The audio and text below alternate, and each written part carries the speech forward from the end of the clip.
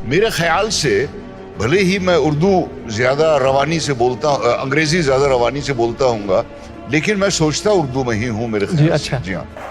इश्क उनको अता नहीं होता जिनके दिल में खुदा नहीं होता। आपने जश्न रेख्ता का नाम तो खूब सुना होगा, उस मंच पर बैठी हस्तियां भी देखी होगी। उस मंच पर मुनव्वर राणा, राहत इंदौरी, जावेद अख्तर, शमीम हनफी, शमसुर रहमान फारूकी, मुजफ्फर अली, उस्ताद रजा अली खान, इनके फिल्मी एक्टर से लेकर मनोज मुतासिर जैसे न जाने कितने लोग रेख्ता के मंच पर गाते गुनगुनाते देखे होंगे।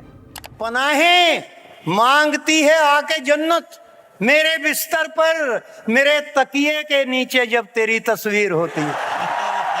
थकन को ओढ़ के बिस्तर में जाके लेट गए। वाह।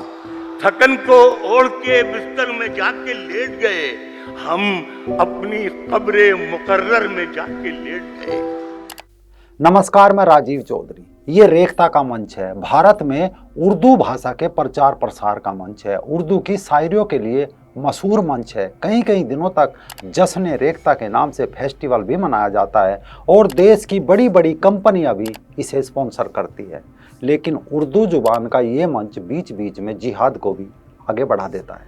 हाल ही में रेख्ता के खिलाफ कई ट्वीट हुए। ट्वीट का कारण था एक किताब जिसका नाम है सवाने उमरी गाजी इल्मुद्दीन शहीद। लेखक है मोहम्मद अफजल हाशमी। इस किताब का विरोध क्यों हुआ और सवाल बना कि आखिर कौन है पाकिस्तान का वो गाजी इल्मुद्दीन जिसे भारत में शहीद बताकर रेख्ता पेश कर रहा है, वो इल्मुद्दीन जिसे पाकिस्तान के लोग गाजी कहते हैं लेकिन लाहौर कोर्ट उसे समलैंगिक गे भी कहती है। पूरी कहानी समझिए और जश्न रेख्ता की साइलेंट जिहाद भी। दरअसल अविभाजित भारत का एक शहर था लाहौर। साल था 1924। अचानक लाहौर की सड़कों पर नारे गूंजने लगे। ये नारे थे गुस्ताखे नबी की यही सजा, सरतन से जुदा, सरतन से जुदा। कथित नबी की शान में ये कथित गुस्ताखी करने वाला था राजपाल प्रकाशन और इसका प्रकाशक था राजपाल मल्होत्रा।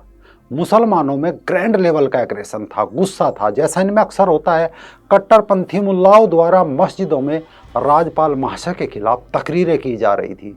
नमाजियों की भीड़ इन तकरीरों को सुनती गई और सड़कों पर उतरती गई।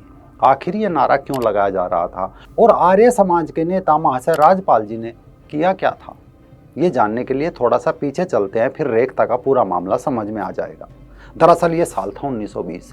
इस साल दो किताबें प्रकाशित हुई थी। एक का नाम था कृष्ण तेरी गीता जलानी पड़ेगी और दूसरी थी 19वीं सदी का महर्षि। इन किताबों में योगी राज श्री कृष्ण जी महाराज, भगवान श्री कृष्ण और आर्य समाज के संस्थापक महर्षि दयानंद सरस्वती जी के चरित्र की जिस अंदाज में विवेचना की गई थी वो हिंदुओं को शर्मसार करने वाली थी। तत्कालीन पंजाब के हिंदू इन किताबों से बेहद दुखी थे पर हिंसक नहीं थे।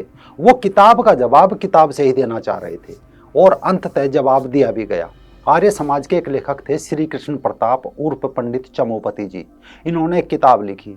चूंकि उनकी किताब में हमला हिंदुओं के महापुरुष श्री कृष्ण जी पर था तो जवाब भी ऐसा ही दिया गया। तमाम मजहबी इस्लामिक ग्रंथों को पढ़ा गया, हदीसें पढ़ी गई, व्याख्याएं देखी गई और अंत में सप्रमाणिक किताब लिखी गई, रंगीला रसूल। इस किताब को प्रकाशक राजपाल महाशय ने प्रकाशित कर दिया। रंगीला रसूल बाजार में आई तो फिर क्या था, भावना आहत होने लगी। किताब के आते ही नारे गूंजने लगे, गुस्ताखे नबी की यही सजा, सरतन से जुदा, सरतन से जुदा। महाशय राजपाल जी गिरफ्तार हो गए, मुकदमा भी चला। अंत में जज ने ये कहते हुए राजपाल जी को बरी कर दिया कि उक्त किताब में जो कुछ लिखा है वो इस्लाम की किताबों में भी लिखा है। इस कारण राजपाल जी को बरी किया जाता है। लेकिन मुल्लाओं का गुस्सा कम न हुआ और तारीख थी 6 अप्रैल, साल था 1929। इल्मुद्दीन ने खंजर खरीदा। उसे लेकर वो राजपाल की दुकान पर पहुंचा। उसने पूरी ताकत से खंजर राजपाल के दिल में उतार दिया।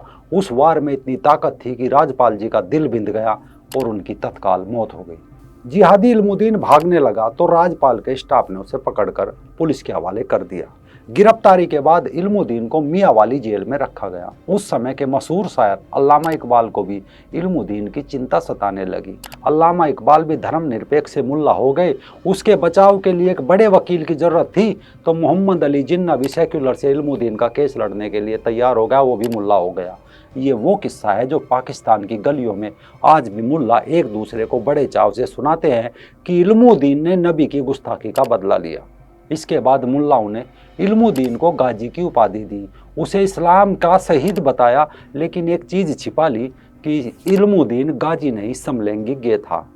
अब ये किस्सा नंबर 2 जो पंजाब पुलिस के इंस्पेक्टर सईद अहमद शाह, सरदार प्रताप सिंह और जवाहरलाल द्वारा तैयार की गई केस डायरी दशकों से लाहौर में पंजाब आर्काइव में पड़ी है और ऑनलाइन भी उपलब्ध है, आप भी इसे पढ़ सकते हैं, जो कि एकमात्र कानूनी दस्तावेज है जिसमें यह पढ़ा जा सकता है कि वो अनपढ़ कातिल क्या कहना चाहता था। तो वो कभी न तो मदरसे में गया न स्कूल में गया, उसने तो रंगीला रसूल भी नहीं पढ़ा था, फिर वो नबी का बदला लेने क्यों चला गया था। अब समझिए इल्मुद्दीन गाजी का मिथक किस तरह खड़ा गया, किस तरह उस मामूली से समलैंगिक गे को गाजी यानी शहीद बनाया गया। ये इल्मुद्दीन की केस डायरी पढ़कर एक एक घपला सामने आ जाता है, क्योंकि समलैंगिक कामुकता की यह विचित्र कहानी उस गाजी के बारे में स्थापित मान्यताओं को खंडित कर देती है। हाशिम रशीद ने अपने एक प्रमाणिक लेख में भी इस राज को खोला है और मजहबी मुल्लाओं के मुंह पे तमाचा मारा है। दरअसल पाकिस्तान की किताबों और फिल्मों में इस बात पर जोर दिया गया कि इल्मुद्दीन बचपन से मजहब में गहरी आस्था रखता था। इस तरह की फिल्मों और किताबों से उसे खूब सराहा गया। 1978 में एक फिल्म भी हिट हुई जिसमें अभिनेता हैदर ने इल्मुद्दीन का किरदार निभाया था। इन सब के ब्यौरों में बताया गया कि साल 1929 में इस निंदा की घटना हुई थी और तुरंत उसका बदला लेने के लिए इल्मुद्दीन ने फैसला कर लिया था, लेकिन सच ये नहीं है। दरअसल लाहौर में एक दूसरा मुस्लिम लड़का था, नाम था हाजी, 17 से 18 साल का, जो लाहौर के सिरना वाली बाजार में रहता था। इल्मुद्दीन इसी हाजी से प्रेम करता था। एक लड़का जब दूसरे लड़के को महबूबा कहने लगे, उससे प्रेम करने लगे, तो लोग उन्हें समलैंगिक कहते हैं। तो हाजी और इल्मुद्दीन दोनों समलैंगिक थे। इल्मुद्दीन गे था तो ईद से कुछ दिन पहले हाजी ने इल्मुद्दीन से ब्रेकअप कर लिया और उसके साथ चिरागा वाले मेले में जाने से भी मना कर दिया। ये मेला मध्य युग के एक सूफी शायर शाह हुसैन की बरसी के दिन लगता था। इल्मुद्दीन इस बात से परेशान हो गया था कि सिरना वाली में रहने वाले एक दूसरे लड़के गुलाम नबी ने यह दावा किया था कि उसने हाजी के साथ लौंडेबाजी की थी। जज के सामने कबूलनामे में इल्मुद्दीन ने कहा था कि अगले दिन उसने अपने दोस्त दीन मोहम्मद की पान की दुकान पर हाजी और गुलाम नबी को एक साथ पकड़ा। यानी हाजी इल्मुद्दीन से ब्रेकअप करके गुलाम नबी के प्यार में पड़ चुका था। जज के सामने अपने कबूलनामे में इल्मुद्दीन ने यह भी कहा कि गुलाम नबी ने साफ मना कर दिया था कि अब हाजी उसके साथ ही रहेगा। इस पर इल्मुद्दीन ने उसे तमाचा भी जड़ दिया था और फिर दोनों में मारपीट भी हो गई थी। इस झगड़े के बाद हाजी ने इल्मुद्दीन से साफ साफ कह दिया कि अब वो उसकी सूरत नहीं देखना चाहता और ना इससे बात करना चाहता। इससे इल्मुद्दीन को बहुत सदमा लगा। उसे लगा कि अब उसका जिंदा रहना बेकार है। इल्मुद्दीन इस ब्रेकअप से दुखी था। इल्मुद्दीन ने जज के सामने ये भी स्वीकार किया था कि हाजी से ब्रेकअप के बाद उसने आत्महत्या करने की सोच ली थी, कि अगर हाजी उसका नहीं हो सका तो वो हाजी को किसी और का भी नहीं होने देगा और वो आत्महत्या कर लेगा। यानी वही सनी पाजी का डायलॉग, काजल अगर तुम मेरी नहीं होगी तो किसी और की नहीं होने दूंगा। अगली सुबह इल्मुद्दीन ने अपने एक दोस्त जट से कहा कि हाजी का और अपना कत्ल करने के बारे में सोच रहा है। इल्मुद्दीन के दोस्त ने भी हाजी का कत्ल करने के विचार का समर्थन किया, लेकिन बोला लोग ये कहेंगे कि तूने अपनी ज़िंदगी एक लड़के के लिए बर्बाद कर दी। इसके बाद दोनों लाहौर की सुनहरी मस्जिद गए। वहाँ इल्मुद्दीन ने तौबा मांगी, अपना दर्द मौलवी से साझा किया, लेकिन मौलवी ने उस गे इल्मुद्दीन को सलाह दी कि तू गे से गाजी बन जा, इस्लाम के लिए शहीद हो जा, हाजी के प्यार में मरेगा तो कौन याद रखेगा, राजपाल का कत्ल कर। इल्मुद्दीन ने केस डायरी में स्वीकार किया कि उस रात जब मैं घर लौटा तो काफ़ी थका हुआ महसूस कर रहा था।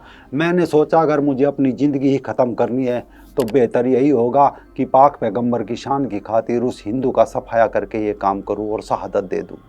सुबह नहा धोकर इल्मुद्दीन ने नाई की दुकान पर जाकर दाढ़ी बनवाई, फिर नहाया, नाश्ते में सत्तू का शरबत पिया और अपनी माँ से 1 रुपया चुरा कर उसने बाजार से दीन मोहम्मद और हाजी से मुलाकात की। उनसे कहा कि मैं कोहट जा रहा हूँ, अगर मैंने कुछ बुरा कहा तो मुझे माफ़ कर देना। चोरी के 1 रुपए से चाकू खरीदा और राजपाल महाशय जी का कत्ल कर दिया। यानी ये कत्ल किया गया था एक समलैंगिक गे ने, और अब समझिए कि उसे गाजी कैसे बनाया गया। राजपाल महाशय की हत्या से लाहौर, पेशावर, अमृतसर से लेकर पूरे उत्तर भारत में हड़कंप मच गया था। शायर मोहम्मद इकबाल ने मुसलमानों को संबोधित करते कहा कि वो पढ़े लिखे जाहिलो, एक बढ़ई के जवान बेटे ने हम सबको पीछे छोड़ दिया। लेकिन इल्मुद्दीन गाजी को या शहीद बनने को राजी नहीं था। मुकदमे के दौरान उसने खुद को बेकसूर बताया। उसने अपना वो बचाव किया, उसने बताया कि उसे बहकाया गया है। मुसलमानों ने भी हाई कोर्ट में उसकी ओर से वकालत करने के लिए मोहम्मद अली जिन्ना को 18,000 रुपये की फीस देकर रखा, और उनका तर्क यही था कि इल्मुद्दीन को उस अपराध में आरोपी बनाना गलत था। लेकिन जिन्ना इस केस को हार गया और इल्मुद्दीन को फांसी दे दी गई। कोई दंगा ना हो, अधिकारियों ने उसे फौरन दफना दिया, बिना जनाजे की नमाज पढ़ाई। इस बात को लेकर मुल्लाओं में आक्रोश फैला। अल्लामा इकबाल के नेतृत्व में प्रदर्शन होने लगे। तनाव बहुत ज़्यादा बढ़ गया। ब्रिटिश गवर्नमेंट घबरा गई। अल्लामा इकबाल से इस बात की गारंटी लेकर कि कोई दंगा नहीं होगा, उन्होंने इल्मुद्दीन की कब्र खोदने की इजाज़त दे दी। इल्मुद्दीन के पिता ने अल्लामा इकबाल से रिक्वेस्ट की कि उसकी जनाजे की नमाज वो पढ़वाए। डॉक्टर अल्लामा इकबाल बोले कि मैं एक गुनहगार शख्स हूँ जो ऐसे योद्धा के जनाजे की नमाज पढ़ने के काबिल नहीं हूँ। यानी इल्मुद्दीन को फांसी दिए जाने के बाद अलग पाकिस्तान की मांग कर रहे मुल्लाओं ने इल्मुद्दीन को हाथों हाथ उठा लिया। इल्मुद्दीन को गाजी बताया जाने लगा। बंटवारे के बाद पाकिस्तान में उसे सिलेबस में शामिल किया गया। इल्मुद्दीन को इस्लामिक रिपब्लिक के आदर्श नागरिक के रूप में पेश किया गया। उसकी आस्था को उसके वजूद का आधार बताया गया। मन गढ़ंत किस्से रचे गए कि जब इल्मुद्दीन की 2 दिन बाद कब्र से उसकी लाश निकाली गई तो उसका शव जस का तस था, उसमें कोई तब्दीली नहीं आई थी। कोई कुछ भी कहे, मनोचिकित्सक तो इस केस को नैतिक उन्माद का परिणाम मानते हैं। ऐसे हताशाजनक काम जो साफ साफ समझ कर लोग अपनी मनोव्यथाओं से मजबूर होकर करते हैं, वे वैसे ही होते हैं जैसा कर बैठते हैं जिन पर उनका अपना बस नहीं रहता। आज क्रिमिनल मामलों का कोई भी वकील इल्मुद्दीन को मनोरोगी साबित करने के लिए कह सकता है कि वो यौन अपराध बोध और अवसाद का शिकार था।